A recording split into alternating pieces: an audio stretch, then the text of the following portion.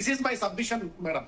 Okay అండి శ్రీనివాస్ గారు, so అన్ని పార్టీల లైన్స్ కూడా మీరు విన్నారు, అందరి అభిప్రాయాలు కూడా విన్నారు. అట్ ద సేమ్ టైం ఇప్పుడు ఇంకొకటి ఏంటంటే, గతంలో ఎన్డీఏసీ చాలా సూచనలు చేస్తుంది, వాటికి సంబంధించి కూడా పూర్తిగా ఏది కూడా సరిగా చేయలేదు ప్రభుత్వం అంటూ కూడా విమర్శలు వస్తున్నాయి. సో ఇప్పుడు పూర్తిగా ఈ ప్రాజెక్టులకు సంబంధించిన బాధ్యత ప్రభుత్వం పైన పడింది అనుకోవచ్చా? ఇప్పుడు ప్రభుత్వం ఈ విషయంలో నిజంగానే ఇప్పుడు ఏదైతే టెక్నికల్ నిర్ణయాలు తీసుకోబోతుందో, లేఖ రాయడం కానీ ఇవన్నీ కరెక్ట్ అనుకోవచ్చా?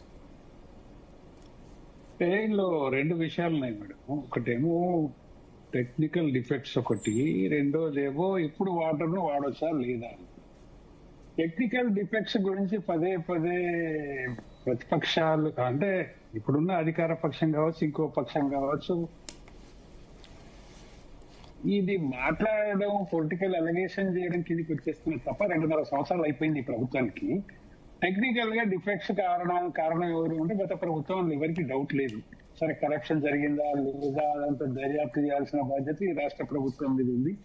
ఏం చేయాలో వాళ్ళు చూడాల్సిన విషయం. మరి 1.5 years నుంచి కంద పద్యం అదే పద్యం వాడుతున్నారు తప్ప యాక్షన్స్ ఏమీ ఉన్నట్టు కనపడతలేదు. రెండోది ఏంటంటే టెక్నికల్ ఇష్యూస్ పదే పదే చెప్పి లాభం లేదు. దర్యాప్తు చేయాలని దర్యాప్తు చేసుకోవాలని టెక్నికల్ గా డిఫెక్ట్ కారణం ఎవరు? గత ప్రభుత్వంలో ఎవరు? అధికారుల, పొలిటీషియన్సా? డిజైన్ ముఖ్యమంత్రి ఆధ్వర్యంలో జరిగిందా? అధికారుల ఎక్స్పర్ట్స్ ఆధ్వర్యంలో జరిగిందా? తెలిసి ఏదో ఒకటి చేయాలి కదా. రోజు పొలిటికల్ డైలాగ్ కొట్టుకోవడం, మైలేజ్ తీసుకోవడం అయిపోతుంది అని అనుకుంటే తెలంగాణ నష్టపోతుంది. ఇది టెక్నికల్ ఇష్యూ పదే పదే చెప్పడం వల్ల అర్థం లేదు. అది ఇప్పుడు ప్రజెంట్ ఈ నీళ్ళని వాడొచ్చా, పోతున్న ఆ మాత్రం నీళ్ళని వాడొచ్చా అనేది రకరకాల ఇష్యూస్ ఉన్నాయి. ఒక లెవెల్లో పోతే వాడొచ్చు, ఒక లెవెల్లో పోతే వాడలేవు ఉన్నాయి. దానికి ఆ ప్రాజెక్టు లో ఇప్పుడు పోతున్న నీళ్ళని ఎట్లా వాడాలనే దానికి అది టెక్నికల్ ఎక్స్పర్ట్స్ చెప్పగలుగుతారు. కానీ మనం టీవీ మీడియాలో కూర్చొని మనం కూడా చెప్పలేని పరిస్థితే. కాకపోతే వాడే అవకాశం ఉన్నా కూడా ఈ ప్రభుత్వానికి ఇంట్రెస్ట్ ఉందా లేదా అని మనం కాస్త చూసినప్పుడు పొలిటికల్ వార్ కింద తయారు చేసిన తప్ప సీరియస్ గానే ఏదో నిజంగానే తీసుకోలేకపోతున్నాం అని ప్రభుత్వం అదేంటి ప్రజెంట్ చేయలేకపోయింది, తీసుకోవచ్చు అని ప్రతిపక్షం కూడా ప్రజెంట్ చేయలేకపోయింది. రెండూ లేవు. కాకపోతే మీలాంటి మీడియా ఛానళ్ల ద్వారా మనకు కొన్ని విషయాలు ప్రజలకు అర్థమైంది. ఏం జరిగింది మేడిగడ్డ దగ్గర, చేయొచ్చా చేయకూడదా, ఎక్స్పర్ట్స్ మిగతా ఒపీనియన్స్ మనం చూసినప్పుడు అవకాశం ఉంది. ట్రయల్ మాత్రం రాష్ట్ర ప్రభుత్వం చేయాలి, ప్రయత్నం చేయాలి. సక్సెస్ కాకపోతే వదిలేయాలి తప్ప అసలు మనం ముట్టుకోకుండానే తీసుకునే వీలే లేదంటే అదేంటి మన భద్రాచలం కొట్టుకోపోతుందని. ఇది పొలిటికల్ మైలేజ్ మాట కాదండి తెలంగాణ కావాల్సింది. యాజ్ ఫ్యాక్ట్ ఉంటే, అవకాశం ఉంటే చేయండి, లేదంటే కాదు అని ప్రజలు చూసే రకంగానే చేయాలి కదా. ఏదో ఒకటి చేయాలి. అంతవరకు మాత్రం ప్రభుత్వం మీద బాధ్యత ఉంది. కాకపోతే కాళేశ్వరం మీద వచ్చినటువంటి కరప్షన్ అలిగేషన్స్ మీద ఈ ప్రభుత్వం ఇంతవరకు యాక్షన్ ఏం లేదండి. టెక్నికల్ ఫాల్ట్స్ అవన్నీ ఎన్డీఏసీ చెప్పింది, దాని మీద యాక్షన్స్ ఎట్లా తీసుకుంటారు. పోయింది ఎల్ఎన్టీ కట్టిందని చెప్తున్నారు. ఎల్ఎన్టీ గతంలో కేసీఆర్ ప్రభుత్వ హయాంలోనే అది క్రాక్స్ వచ్చినాయి కాబట్టి అప్పుడు ఆ ప్రభుత్వానికి ఎల్ఎన్టీ ఏం చెప్పింది, ఈ ప్రభుత్వానికి ఏం చెప్పింది, ఎందుకు జరుగుతలేదు, వాళ్ళే చేస్తలేరు, ప్రభుత్వం ఎందుకు చేయదు, ఎన్డీఏసీ చెప్తే చేస్తాం. ఇవన్నీ ఒక పొలిటికల్ ఇష్యూస్ గా మార్చుకొని కూర్చున్నారండి రాష్ట్రంలో మొత్తం మీద కాళేశ్వరం. అంటే ఒక్క నిమిషం అండి శ్రీనివాస్ గారు, మీ పాయింట్ పైన ఏదో సబ్మిషన్ ఉందంట లింగం యాదవ్ గారికి. లింగం యాదవ్ గారు అడగండి. మాట్లాడుతూ చాలా విషయాలు చెప్పారు. మరి ఎవరికారు మేధావిగా చెప్తే నాకేం నష్టం లేదు.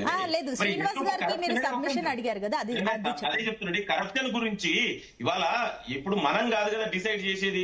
మనకి ఇవాళ గేట్లు నాకు ఇష్టం ఉంది కాబట్టి నేను గేట్లు ఓపెన్ చేసేస్తా, లేదా అక్కడ మునిపోదని నువ్వు నేను చెప్పడం కాదు కదా. We are not the people decide year sitting మనం కాదు కదండి.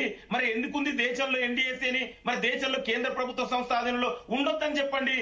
కేంద్ర ప్రభుత్వంలో ఉన్నటువంటి సంస్థల మాట మనం వినం. ఏ రాష్ట్రాలకు ఆ రాష్ట్రాలే సొంత నిర్ణయం తీసుకుంటుంది చెప్పమనండి. అరే ఏం మాట్లాడతారండి? మీ ఇవాళ చెప్పేది మనం కాదు కదా, ఎక్స్పర్ట్స్ చెప్పిరు. మరి అదే ఇంజనీర్లు చాలా మంది కూడా చెప్పిరు. అదే ఇప్పుడు బెదిరే శ్రీరామ్, మరి ఆయన కేంద్ర ప్రభుత్వంలో గతంలో అడ్వైజర్ ఉన్నారు, రాజస్థాన్ ప్రభుత్వానికి కూడా అడ్వైజర్ ఉన్నారు, కూడా చెప్పారు కదా. శ్రీనివాస్ గారు ఏమన్నారంటే కూడా ట్రయల్ చేసి మీరు మాట్లాడాలి, కనీసం ట్రయల్స్ కూడా చేయలేదు, కానీ మొత్తానికి కుదరదు చేయదేనంటే ట్రయల్ చేయడానికి ఏందండి, అది ప్రాజెక్ట్ అండి. ఎవరు నేను అదే చెప్తున్నా, ట్రయల్స్ కూడా మీరు మేము మనం ఇష్టం ఉన్నట్టు నేను చేస్తా, నాకు ఓకే, నాకేం అనిపిస్తలేదు, ఏమో మునిగిపోదు, ట్రయల్ చేద్దామని బటన్ ఆన్ చేయడానికి అట్లా ఉండదండి. అది చాలా చాలా అన్ని విషయాలు ఇప్పుడు కేంద్ర ప్రభుత్వం రాష్ట్ర ప్రభుత్వం ఆ టెక్నికల్ కమిటీ, ఎందుకంటే అది చాలా విషయాలు ఉన్నాయి. కనీసం దానికి ప్లానింగ్ లేదు, మెయింటెనెన్స్ లేదు, ఆపరేషన్ లేదు, కనీసం సాయిల్ టెస్ట్ జరగలేదు అక్కడ. ఇవన్నీ విషయాలు ఉన్నాయి. ఆ అంటే రిపోర్ట్ ఇందాక మహేష్ గారు కూడా అన్నారు కదా, ఎన్డీఎస్సీ ఆల్రెడీ సూచనలు చేస్తుంది, 30 నెలలు అయినా కూడా మీరు ఏం చేయలేదు అని చెప్పేసి. లింగం గారు ఇప్పుడు చెప్పండి. నేనేం పొలిటీషియన్ కాదు, పొలిటీషియన్ కాకుండా కూడా పొలిటీషియన్ గా ఇవ్వండి.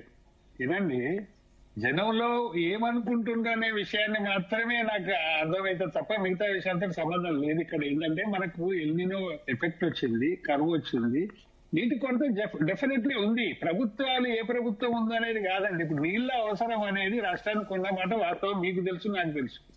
ఆ కాన్సెప్ట్ లో ఆ లైన్ లో చెప్తున్నాం తప్ప మనకి ఇంకేదో ఉద్దేశంతో కాదు. ఫస్ట్ పాయింట్ మీరు అది అర్థం చేసుకోవాలి. అవకాశం ఉంటే చూడాల్సిన బాధ్యత ప్రభుత్వం మీద ఉందంటున్నాం మనం. అది కేంద్రం చెప్తారు. రెండోది కేంద్రం అనుమతిస్తేనే ఇక్కడ నీళ్ళు వదులుతాము అనే పద్ధతిని ప్రభుత్వం చెప్పడం కూడా కరెక్ట్ కాదు. కేంద్రం ఏంటండి ఏం చేస్తుందంటే రాష్ట్ర ప్రభుత్వానికి ఆల్ రైట్స్ ఆర్ దేర్. అది కట్టింది ఏంటి స్టేట్ గవర్నమెంట్ ప్రాజెక్టు. ఏదో ఇప్పుడు ఒకటి లింగం గారు, ఈ ప్రాజెక్ట్ అనేది కేంద్ర ప్రభుత్వాన్ని కాదు, స్టేట్ గవర్నమెంట్. వాళ్ళు అదే చెప్తున్నారు కదండి శ్రీనివాస్ గారు, వాళ్ళు అదే అంటున్నారు, మేము సూచనలు భద్రత విషయమే మాట్లాడతాము, నిర్ణయం వాళ్ళదే. రాష్ట్ర ప్రభుత్వాన్ని నిర్ణయం అని చెప్పేసి అందింది ఎన్డీఎస్సీ. ఇప్పుడు ఒకటి లింగం గారు వినండి, ఇప్పుడు ఎన్డీఎస్సీ ఏం చెప్పిందో ఒక జీనియస్ వ్యూవర్ కు రిప్లై ఇచ్చింది. మీరు తెలిసి ఉంటుంది ఆ వార్త. అందువల్ల ఏం చెప్తున్నారు వారు ఏం చెప్తున్నారు ఎన్డీఎస్ఏ వాళ్ళు, మాకు సంబంధం లేదు, మా పని అయిపోయింది, అదంతా రాష్ట్ర ప్రభుత్వం మీదనే బాధ్యత, అది మా బాధ్యత కాదు అనేది చెప్పింది అనేది వాళ్ళ రిప్లై. ఇప్పుడు ఏమని చెప్పాలి దీనికి? మనమే కదా చేసుకోవాల్సింది. ఏం చేయాలన్నా కాకుంటే మన ఎక్స్పర్ట్స్ పెట్టి స్టడీ చేసి చేసుకోవాలి, తప్పేముంది. లేదు జరగదు అన్నప్పుడు లింగం గారు ఇది ఏమైందంటే, ఇప్పుడు ఈ వాటర్ లిఫ్ట్ కాళేశ్వరంలో ఇది రాష్ట్ర వ్యాప్తంగా ఇది పొలిటిసైజ్ అయిపోయింది. మీరు క్లారిటీ తెచ్చుకోవాలి. అధికార పార్టీ మీరు ఏం చేయాలంటే ప్రతిపక్షం చెప్తుందే తప్పు అని నిరూపించుకుంటే బాగుంటది, మీకు కూడా మంచిది. అది ఎందుకేనండి ప్రజల్లో కూడా అనుమానాలు పెరిగిపోతాయి, కావాలని లిఫ్ట్ చేస్తలేరా. ఇది జనరల్ టాక్. గ్రామాలలో పోతే చావడికాడు ఇదే చర్చ ఉంది, నీళ్ళు ఎందుకు లిఫ్ట్ చేస్తలేరా అని ప్రజలు ఈజీ అనుకునే విషయం. కాబట్టి ప్రతిపక్షం మీ మీదే బ్లేమ్ వేస్తుంది. కాబట్టి మీరు కూడా అంతే జవాబుదారీగా ట్రయల్ చేసైనా కానీ సాధ్యమైతే లేదని చూపెట్టాలి. అంతే. సాధ్యమైతే పాసిబుల్ అయితే ఓకే, కాకపోతే మాత్రం ప్రజలు నిలిచిపోతారు కదా. మనం రోజు పొలిటికల్ కామెంట్లు చేసుకోవడం వల్ల ప్రజల కన్ఫ్యూజన్ పెరిగి నిజంగానే కావాలని ప్రభుత్వం లిఫ్ట్ చేస్తలేదనే అభిప్రాయం ప్రజలకు పోతుంది. అది ఎవరికి నష్టం? అధికార పార్టీకే కదా, ఇంకెవరికో కాదు కదా ఇది నష్టం. కేంద్రానికో బీజేపీకో బీఆర్ఎస్ కో నష్టం కాదు, అధికారంలో ఉన్న పార్టీకే నష్టం అవుతుంది. అది నేను చెప్తున్న పాయింట్. అది అంతే, వాళ్ళకి పడుతుంది. ఎస్ రామ్మూర్తి గారు, మీ సబ్మిషన్ ఏంటి? ఇద్దరు మిత్రులు మాట్లాడింది వ్యక్తిగతంగా కూడా మాట్లాడండి అంశానికి కూడా, ఎందుకంటే నా స్టేటస్ ఏంది, నేనేంది, ఎవరు మాట్లాడారు ఫస్ట్ కనీసం ఒకసారి ఇప్పుడు వీడియో ప్లే చేయండి.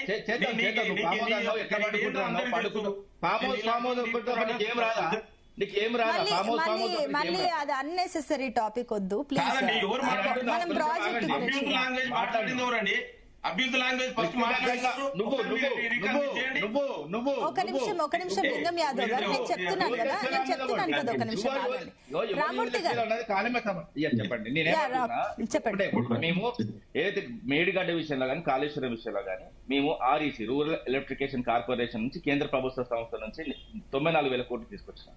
సో 1,00,00,000 కోట్లను వదిలిపెట్టండి. ఎందుకంటే ప్రాజెక్టుల మీద గతంలో, ఎందుకంటే ఉత్తర తెలంగాణ దక్షిణ తెలంగాణ కలిసి మేము ఎంత చేసినాం అన్నది పార్లమెంట్ సాక్షిగా క్లియర్ గా చెప్పడం జరిగింది. కాళేశ్వరంలో అవినీతి జరిగిందా జరగలేదా అనే విషయంలో క్వశ్చన్ అడిగితే కూడా జరగలేదని పార్లమెంట్ చెప్పింది. పార్లమెంట్ కంటే పెద్ద మొగలు ఇక్కడ ఎవరు లేరు. అదే విధంగా ఇంకో విషయం ఏంటంటే, మేమేవైతే అప్పు తీసుకొచ్చాం 94,000 కోట్లు రూరల్ ఎలక్ట్రికేషన్ కార్పొరేషన్ ఏ సర్టిఫికేట్ ఇవ్వడం జరిగింది మాకు. ఎందుకంటే గత ప్రభుత్వము ప్రతి రూపాయి కూడా ఖర్చు పెట్టింది మొత్తం కాళేశ్వరంలో ఖర్చు పెట్టి వృధా కాలేదని ఏ సర్టిఫికేట్ ఇవ్వడం జరిగింది. సరే ఇక్కడికి వదిలేద్దాం, ఎందుకంటే కడుతుంటే కూలిపోయింది అన్నది వాస్తవంగా తప్పు. ఇప్పుడు కాళేశ్వరం గత 50 సంవత్సరాల్లో రాని వరదను కూడా తట్టుకొని నిలబడ్డది. ఒక్క కాళేశ్వరం అంటే మేడిగడ్డ కాదు. ఇవన్నీ అంశాలు వాళ్ళకి చెప్పినా కూడా అర్థం కావు. ఎందుకంటే వాళ్ళ ఏ నేరో మ్యాండేట్, ఎందుకంటే తెలంగాణ కన్నీళ్లు పెంచిన పరిస్థితులు కాబట్టి వాళ్ళకి తెలియదు. అదే విధంగా ఈఎన్సీలు దొరుకుతున్నారు, లక్షల కోట్లు 100 కోట్లు దొరుకుతున్నాయంటే వీళ్ళు ఈఎన్సీలు గత 9 ఏళ్ళలో సంపాదించిన సంపాదన కాదు.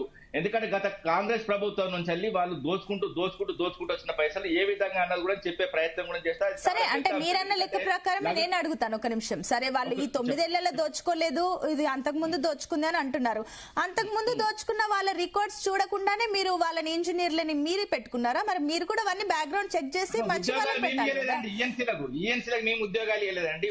మీరు ఉద్యోగాలు ఇవ్వలేదు, బట్ ఈవెన్ వాళ్ళ రికార్డ్స్ చూడాలి కదా. మనం ఒక నార్మల్ ఒక జాబ్ చేసేటప్పుడు వాళ్ళ బ్యాక్గ్రౌండ్ ఎంక్వైరీ చేస్తుంటారు. అట్లాంటిది మీరు అంత బాధ్యత చేతిలో పెడుతున్నప్పుడు వాళ్ళు అవినీతి పరుల, అవినీతి తిమింగలాల ఏంటో అన్ని చూసి పెట్టాలి కదా. అప్పుడు మీకు మంచి పేరు వచ్చేది కదా.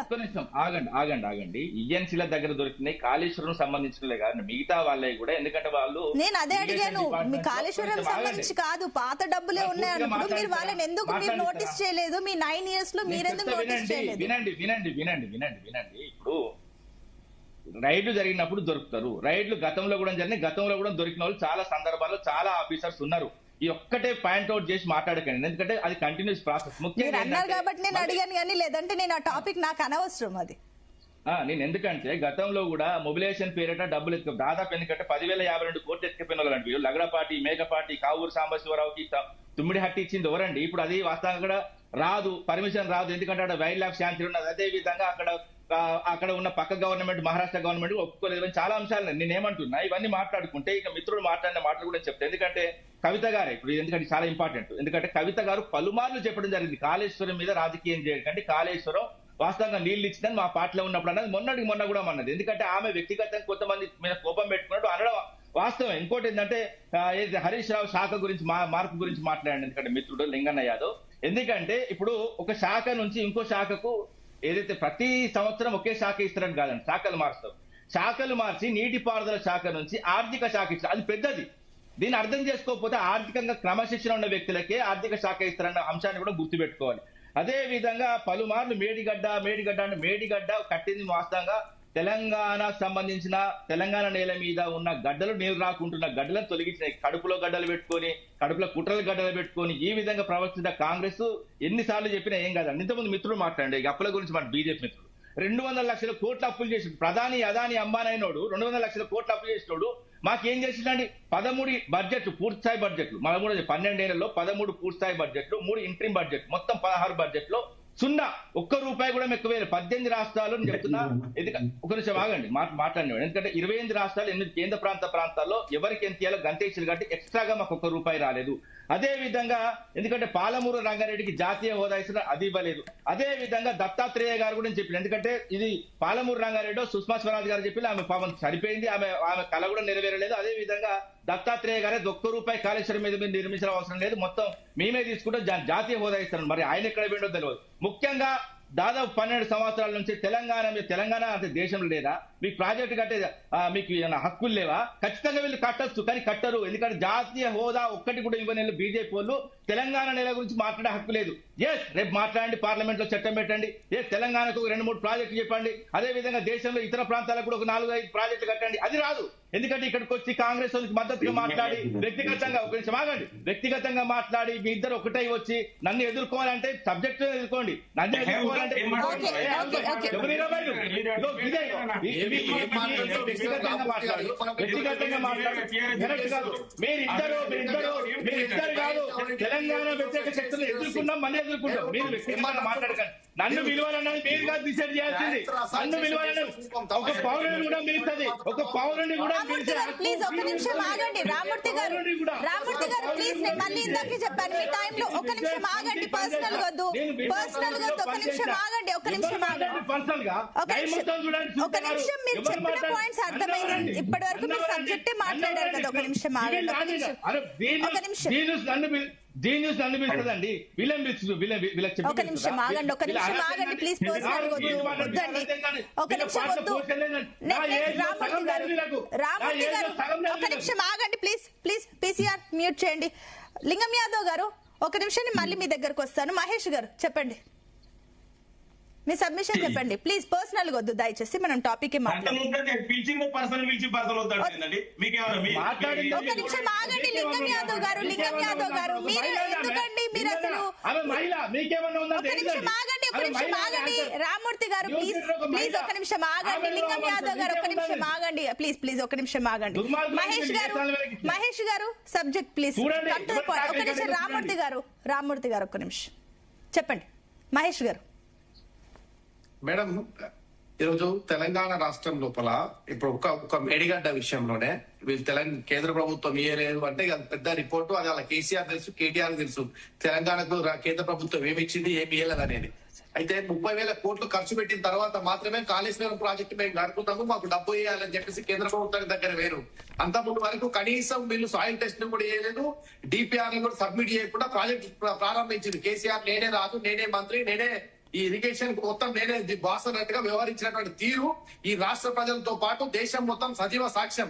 ఒక 1849 కోట్లతో ప్రారంభమైన ఒక మేడిగడ్డ ప్రాజెక్టు 135% రేటు 2016లో ప్రారంభమైనటువంటి ఇది 2019కి వచ్చేసరికి 4,613 కోట్ల రూపాయలు ఎట్లా పెరుగుతుందండి? ఇందులో కరెక్షన్ లేదా? ఏ రకంగా పెరిగింది? ఇది పెరగలేదండి, ఇది పెరగలేదనేది వాస్తవమా? అంటే వాళ్ళు తప్పు చేసిన దానికి టిఆర్ఎస్ ప్రభుత్వం చేసిన తప్పుకు భారతీయ జనతా పార్టీ ఇట్లా బాధ్యత వహిస్తుంది. ఎందుకు ఇస్తాయి?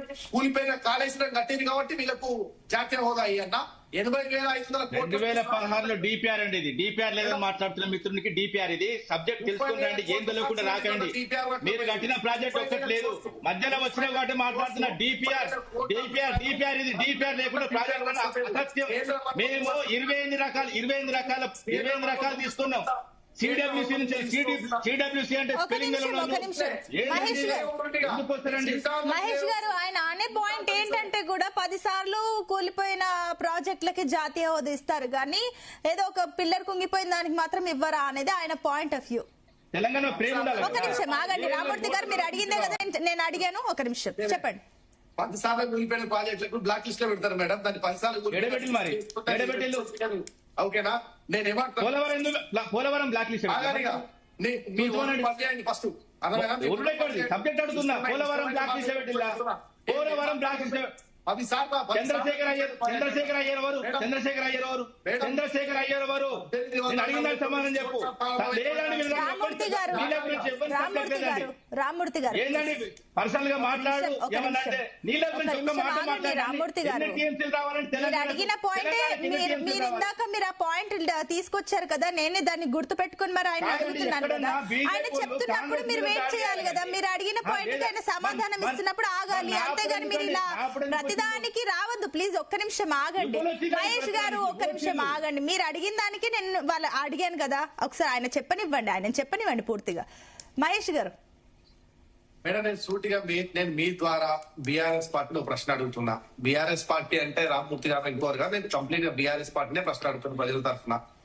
ఈ తెలంగాణ రాష్ట్రంలో మీరు కట్టినటువంటి మేడిగడ్డ, మీరు కట్టినటువంటి సుందిల్లా, అన్నారం బ్యారేజ్ తో పాటు కాళేశ్వరం ప్రాజెక్ట్ ఏదైతే ఉందో ఈ కాళేశ్వరం ప్రాజెక్టు లోపల లోపాలు జరిగిన వాస్తవమా కాదా? ఇది ఒప్పుకోవడంలో వాళ్ళకి ఎందుకు ఇబ్బంది అవుతుంది? That is first point. రెండోది తెలంగాణలో ఈ చర్చకు పంటలు ఎండిపోవడానికి, రైతుల దాహానికి, ఈ కష్టాలకు మేజర్ కారణం ఈ ఉన్నటువంటి బీఆర్ఎస్ పార్టీ కాదు. ఇది రెండో ప్రశ్న. మూడో ప్రశ్న, మీరు చేసిన తప్పులను ఆనాడు మీ ఆందోళన ఊలిపోయిన తర్వాత మీరు దీనిపై తీసుకున్న చర్యలు శూన్యం. మీకు ఇచ్చిన రిపోర్ట్ కూడా బయట పెట్టలేదు. ఆఫ్ఘాన్ తర్వాత ఎల్ఎన్టీ కంపెనీస్ కి నోటీసులు వచ్చినాయి. ఆ నోటీసుల విషయంలో కూడా రాష్ట్ర ప్రభుత్వం రెస్పాండ్ లేకుండా ఆనాడు కూలిపోయిన నాడు ఏం చేసిందండి? పోలీసులు డ్యామ్ కాడికి సైంటిస్టులను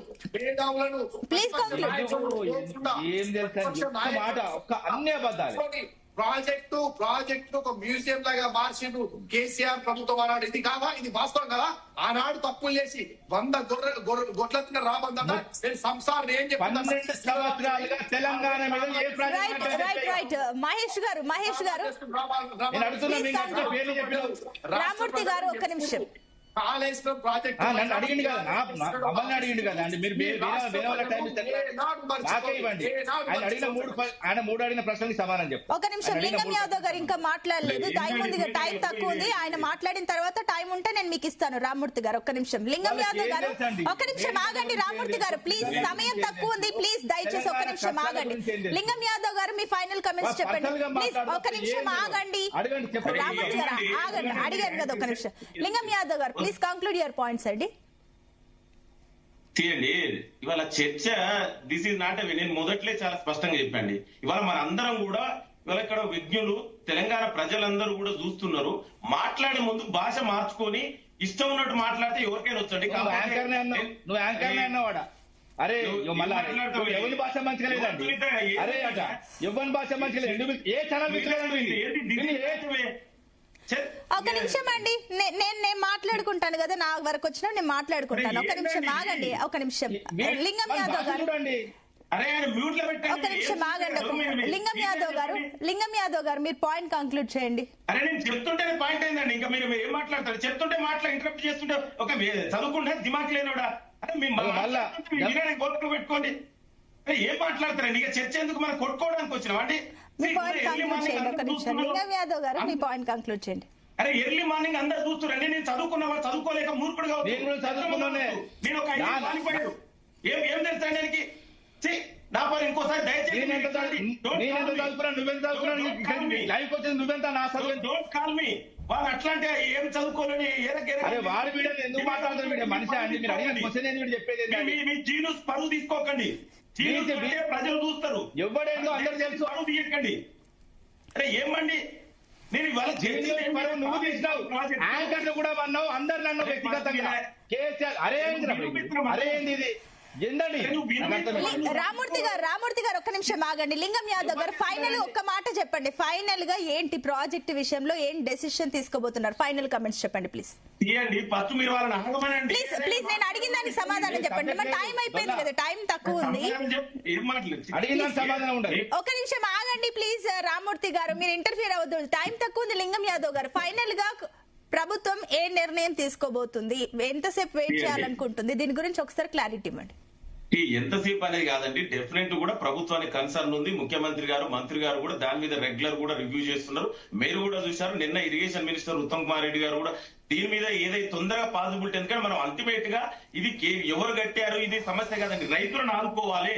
రైతులకు మా ఈ ప్రజా ప్రభుత్వం ఆల్వేస్ గా వాళ్ళకు వెన్నుదన్నుకుంటది. దానికి అందుకే ఇవాళ కేంద్ర ప్రభుత్వం ఎన్డీఎస్ఏ తొందరగా మీరు నిర్ణయం చెప్పండి. అది దాని ఎన్డీఎస్ఏ నిర్ణయానికి అనుగుణంగానే ప్రభుత్వం నిర్ణయం తీసుకుంటది. అంతే తప్ప ఇష్టం ఉన్నట్టు ఏదో మనం కూర్చొని చర్చ ఆ విధంగా ఉండదండి. డెఫినెట్ కూడా ఏది ఎన్డీఎస్ఏ నిర్ణయం చెప్తే దానికి అనుగుణంగానే మా యొక్క ఏకైక లక్ష్యం రైతులని ఆదుకోవడమే మాకు కన్సర్న్ ఉంది. ఇది ప్రజా ప్రభుత్వం, రైతు ప్రభుత్వం. దయచేసి దీని పేరు మీద రాజకీయాలు చేయకండి. మీరు ఎలక్షన్ వచ్చినప్పుడు రాజకీయాలు చేయండి. ఇంకొక స్మాల్ సబ్మిషన్ అండి, దయచేసి నేను ఎందుకంటే ఒక చిన్న విషయం చెప్తున్నాను. నేను చాలా మీరు ఇవాళ ఈ డిబేట్ చూసిన తర్వాత తెలంగాణ ప్రజలు కూడా తెలుగు ప్రజలు డిసైడ్ అవుతారు.